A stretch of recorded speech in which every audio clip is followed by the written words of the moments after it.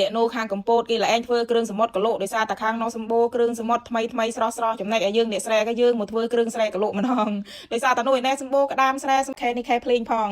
ណែបងប្អូននេះគ្រឿងផ្សំដែលថាយើងធ្វើថាគ្រឿងស្រែកលោក៏ថាកង់មកថ្នាំងដៃដើម្បីថាងាយថ្លៃទៀត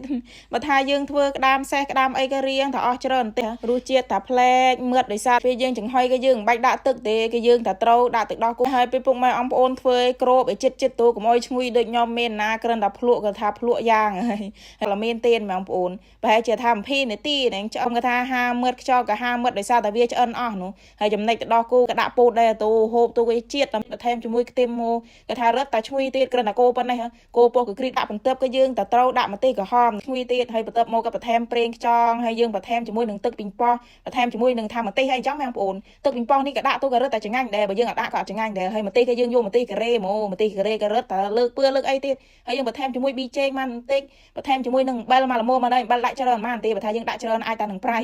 យើងមើលតែមកសន្ធិតិជាមួយស្ករជាមួយអីទូហើយនេះខ្ញុំចូលចិត្តតែឆាដោយឡែកក៏យើងថាប្រឡាក់ចូលគ្នាដើមតែឡើងពឿបណ្ដើចំណែកជាតិគឺថាมันអាចបរិយាយបានហើយបន្ថែមស្វាកាទីទៀតមានណាត្រូវជាតិគ្នាតែបណ្ដោយហ្នឹងគឺដួសដាក់ក៏មានធ្វើតិចឯណាលមកថាកំពុង